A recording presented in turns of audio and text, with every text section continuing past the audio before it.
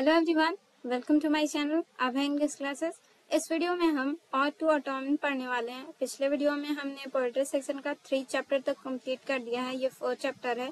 I hope आपने वो सारी वीडियोस देखे होंगे। अगर नहीं देखा है तो लिंक डिस्क्रिप्शन में आप वहां से देख सकते हैं। और चैनल को सब्सक्राइब नहीं किया है तो प्लीज चैनल को सब्सक्राइब कर दीजिए और वीडियो अच्छी लगे तो प्लीज लाइक कर दीजिए। सो स्टार्ट करते हैं और टू ऑटोम, जिसके राइटर जॉन किट्स हैं। सबसे पहले हम जॉन किट्स का इंट्रोडक्शन देखेंगे, उसके बाद पोएम को स्टार्ट करेंगे। सो स्टार्ट करते हैं इंट्रोडक्शन को।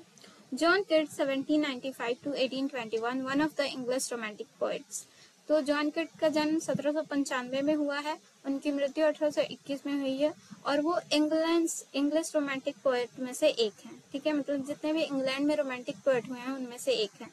Was born at Moonfield, London. उनका जन्म लंदन में हुआ था, मूनफील्ड नाम के जगह पे। He study at Clarks school at Enfield, और उन्होंने अपनी जो पढ़ाई है वो एनफील्ड के क्लार्क्स स्कूल से की थी। He started a translation of Virgil's Aeneid. ठीक है, तो उन्होंने वर्जिल्स एनाइड, मतलब वर्जिल एक राइटर का नाम है, उनके बुक का नाम है एनाइड। ठीक है, तो उन्होंने उसका ट्रांसलेशन भी शुरू कर दिया था। His ambition to become a poet was fueled by his first acquaintance with Spenser's Faerie Queene. उनकी जो एम्बिशन थी, उनकी जो इच्छा थी एक पोएट बनने के लिए, वो तब जागी जब उनकी पहचान, एक्वेंटेंस मतलब पहचान, जान पहचान, परिचित होना। ठीक है, जब वो परिचित हुए स्पेंसर के फेरी क्वीन। स्पेंसर भी एक राइटर है, उनकी बुक का नाम है फेरी क्वीन। तो जब उन्होंने फेरी क्वीन को पढ़ा या फिर फेरी क्वीन से जब उनको मतलब जान पहचान हुआ, तब उनके मन में एक पोएट बनने की जो एम्बिशन, इच्छा है, वो हुई। His first poem, Lines in Limitation of Spenser, was published in 1814. तो उनकी जो फर्स्ट पोएम थी, जिसका नाम था lines in limitation of Spencer, was published in 1814। तो वो जो पहली उनकी जो पोएम थी वो 1814 में पब्लिश हुई। His first volume of poetry, entitled Poems, was published in 1817. उनकी जो पहली वॉल्यूम ऑफ पोएट्री, यानी उसमें बहुत सारी पोएट्री थी, एक कलेक्शन थी, वो जिसका नाम था पोएम्स, वो पब्लिश हुई थी 1817 में। His poems Endymion was well appreciated by Wordsworth. उनकी जो पोएम थी एंडीमियन जिसका नाम था, उसको काफी सराहना मिली, काफी प्रशंसा मिली वर्ड्सवर्थ के द्वारा। वर्ड्सवर्थ भी एक बहुत जाने माने पोएट थे, उनके द्वारा इनको बहुत ज्यादा प्रशंसा मिली। It was published in 1818 और एंडीमियन जो था वो 1818 में पब्लिश हुआ था। His odes on indolence, on a Garcian urn, to Psyche, to a Nightingale, on melancholy, ये सारी जो है उनके बहुत इम्पोर्टेंट वर्क्स हैं, उनके गीत हैं, ऑड्स हैं। और टू ऑटम, और ये वाला जो मेलनचली है ये काफी इम्पोर्टेंट है, ये एग्जाम में काफी बार पूछा गया है, तो आप लोग इसको ध्यान में रखना। एंड और to autumn made him a great romantic poet of English literature, और टू ऑटम जो था वो उनको बहुत ही ग्रेट रोमांटिक पोएट बना दिया इंग्लिश लिटरेचर का। सो डिड लामिया एंड हाइपेरियन, और इसी तरीके से लामिया और हाइपेरियन ने भी इनको काफी प्रसिद्धि दिलाई। He died of tuberculosis in 1921 at the age of 26. उनकी मृत्यु हो गई किस वजह से? ट्यूबरोक्लोसिस की वजह से 1921 में 26 साल की उम्र में। In this poem, Ode to Autumn, Keats describes the beauty and characteristic spirit of autumn in a series of memorable pictures. और ये जो पोएम है Ode to Autumn, इसमें जॉन किट्स ने डिस्क्राइब किया है, बताया है ब्यूटी यानी जो सुंदरता है, and characteristic spirit of autumn, और जो ऑटम पतझड़ की जो मौसम की जो विशेषताएं हैं उसको इसमें दिखाया है in a series of memorable pictures, एक बहुत ही यादगार पिक्चर्स के साथ। Exhibiting the principle of beauty in nature, और इसमें उन्होंने जो प्राकृतिक की सुंदरता की जो सिद्धांत है उसको भी यहाँ पे दिखाया है। सो यहाँ पे इंट्रोडक्शन हमारा खत्म हो गया। अब नेक्स्ट देखते हैं, पोएम को स्टार्ट करते हैं। और टू ऑटम यानी पतझड़ का गीत। सीजन ऑफ मिड्स एंड मेलो फ्रूटफुलनेस। ठीक है, तो ऑटम सीजन जो है वो मिड्स का सीजन है, और मेलो फ्रूटफुलनेस का मतलब होता है पके हुए फलों का सीजन है। मिड्स मतलब कोहरा और मेलो मतलब पके हुए फलों का सीजन है। Close bosom friend of the maturing sun, और जो ऑटम है वो सन का बहुत ही करीबी दोस्त है। ठीक है, मैच्योरिंग सन मतलब पतझड़ के मौसम में जो सितंबर से जो महीना होता है, सितंबर अक्टूबर का वो जो महीना होता है, उसमें बहुत सूरज क्या होता है, एकदम मैच्योर होता है, बहुत ज्यादा चमकता है। ठीक है, वो इस मौसम का, पतझड़ के मौसम का बहुत ही करीबी दोस्त होता है। Conspiring with him how to load and bless with fruit, ठीक है। और ये सूरज के साथ ऑटम सीजन मिलके कंस्पायरिंग करता है, कॉन्स्पिरेसी करता है, साजिश रचता है कि कैसे पेड़ों को फलों से लाद दिया जाए, उनको आशीर्वाद दे दिया जाए। Vines that around the thatch eaves run, और वो वाइन्स को कैसे फलों से भर दिया जाए, जो थैच इव्स का मतलब होता है जो झोपड़ियों के जो छत होते हैं, जो घास फूस से बने हुए होते हैं, उनके ऊपर जो बेलें, वाइन्स मतलब जो बेलें, जो लताएं होते हैं, जैसे कि अंगूर का जो पौधा होता है वो बेल होता है, ठीक है, मतलब उसमें लत्ती होती है, तो उसको कैसे पूरे फल से भर दिया जाए। To bent with apples the most cottage tree, और जो मोस्ट कॉटेज ट्री का मतलब होता है वैसे पेड़ जिनमें काई बहुत ज्यादा जम जाती है, मोटी मतलब घास की तरह मोटी सी काई जम जाती है, उस पेड़ों में कैसे एप्पल से उसको भर के झुका दिया जाए। And fill all fruit with the ripeness to the core, और कैसे सारे फलों को अंदर तक पका दिया जाए। रिपनेस का मतलब होता है कि पका देना, और कोर मतलब एकदम अंदर तक। To swell the gourd and plump the hazel shell with sweet kernel, ठीक है। और कैसे जो गॉड है, जो कद्दू है, उनको कैसे स्वेल कर दिया जाए, फुला दिया जाए। And plump the hazel sales with sweet kernel, और हेजल सेल को कैसे प्लम्प कर दिया जाए, भर दिया जाए उसके अंदर स्वीट कर्नेल को। तो हेजल एक तरह का नट होता है, तो हेजल जो नट होता है उसका ऊपरी जो हिस्सा होता है वो बहुत ज्यादा सख्त होता है नारियल की तरह, और अंदर का जो हिस्सा होता है वो काफी सॉफ्ट होता है। तो उसको कैसे मीठे कर्नल से, और उसके अंदर वाला जो पार्ट होता है उसको हम कर्नल बोलते हैं, तो उसको कैसे मीठे कर्नल से प्लम्प कर दिया जाए, उसको सॉफ्ट बना दिया जाए, गुद्देदार बना दिया जाए। To set budding more and still more, और फिर जो पौधे हैं, जो फूल हैं नए नए, उनमें बहुत सारी कलियां ला दी जाएं, और भी ज्यादा कलियां ला दी जाएं। Later flowers for the bee, ताकि वो बाद में फ्लावर बन सके मधुमक्खियों के लिए। Until they think warm days will never cease, जब तक कि वो ऐसा सोचती हैं कि जो गर्म दिन है वो कभी खत्म नहीं होंगे।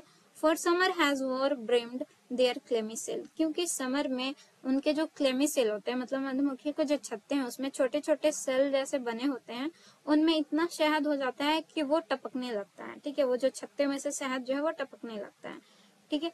तो आई होप आपको ये स्ट्रेंज अच्छे समझ में आ गया होगा। नेक्स्ट देखते हैं। Who hath not seen thy of amid thy store, तो यहाँ पे ऑफ जो ऑटोम सीजन है उसको यहाँ पे एक लेडी से कंपेयर किया गया है। तो बोला जा रहा है कि किसने तुम्हें स्टोर के बीच में अक्सर तुम्हें बैठे हुए देखा नहीं है, ठीक है। मतलब जो ऑटोम सीजन है वो फसल, उस टाइम जो ऑटोम सीजन होता है उस टाइम पे फसलों की कटाई होती है, तो वहाँ पे बहुत सारे अनाज इकट्ठा करके रखे जाते हैं। तो वहाँ पे बोल रहे हैं कि किसने तुम्हें अनाजों के ढेर के बीच में नहीं देखा है।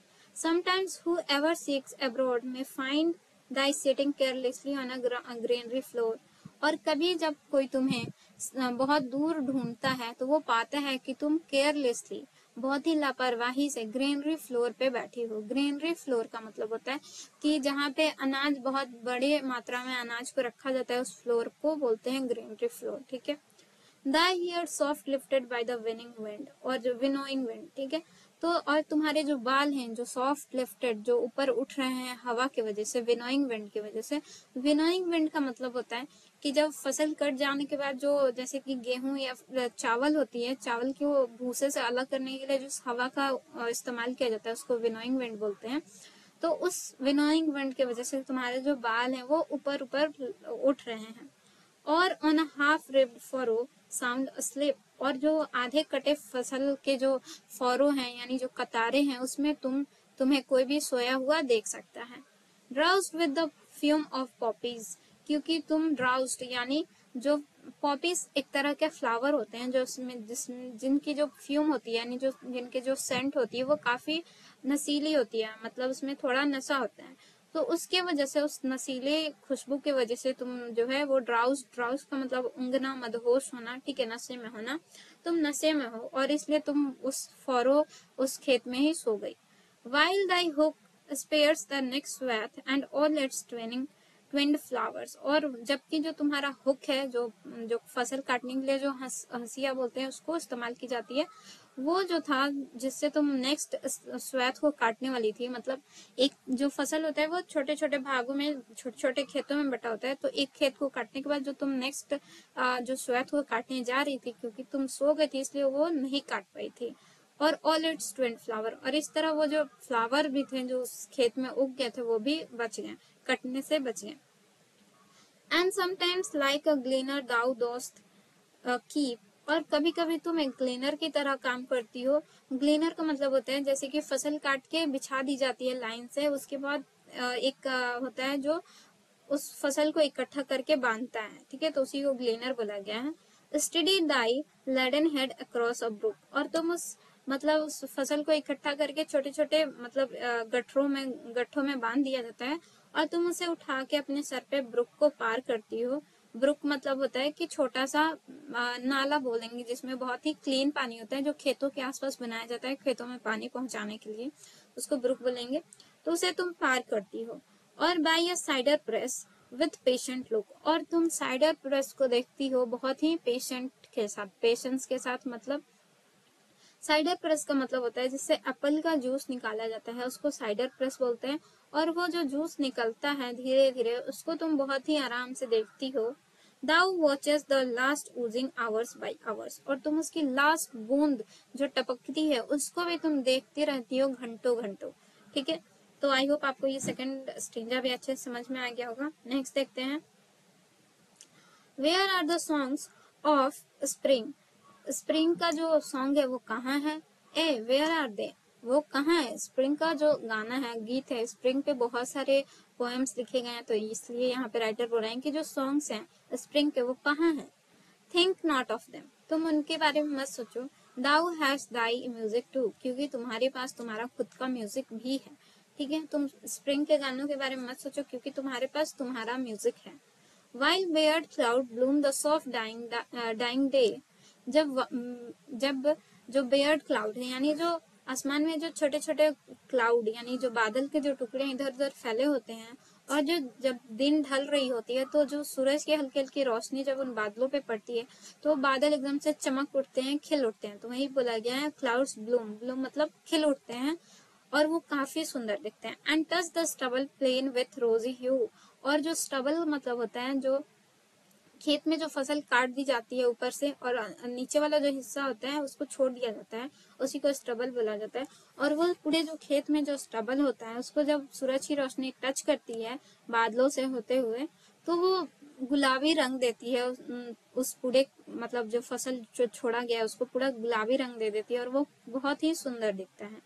Then in a wailful choir the small gnats mourn, और उसके बाद जो वेलफुल यानी बहुत ही शोकपूर्ण जो कोयर होता है, कोयर का मतलब यहाँ पे गीत एक तरह का। द स्मॉल गैनेट्स मॉर्न, जब स्मॉल गैनेट्स, गैनेट्स का मतलब एक तरह का फ्लाई होता है जिसको हम ड्रैगन फ्लाई बोल सकते हैं, ठीक है। जो वो आवाज करते हैं तो ऐसा लगता है वो शोक मना रहे हैं और वो गीत गा रहे हैं, अपना शोक का गीत गा रहे हैं। Among the river sallows borne aloft, और जो रिवर के बीच में जो सैलोज है मतलब जो घास उग जाती है नदियों के अंदर, जो लंबी लंबी जो घासें होती है जो पानी आता है तो इधर उधर लहराती हैं, तो और वो क्या होती है पानी जब आता है तो इधर उधर अलॉफ्ट होती है मतलब इधर उधर जाती हैं और ऊपर ऊपर लहराती हैं। और sinking as the light wind lives और डाई, और क्या होती हैं वो जो सैलोज होती हैं वो जब पानी ज्यादा आता है एक साथ तो वो डूब जाती हैं पानी के अंदर। फिर जब पानी हवा जब बहती है तो पानी ऊपर आता है और वो सारे सैलोज को डुबा देता है। उसके बाद जब पानी पीछे जाता है तो जो सैलोज होते हैं फिर से अपना जो हिस्सा होता है वो बाहर निकाल के ऐसे लहराने लगते हैं।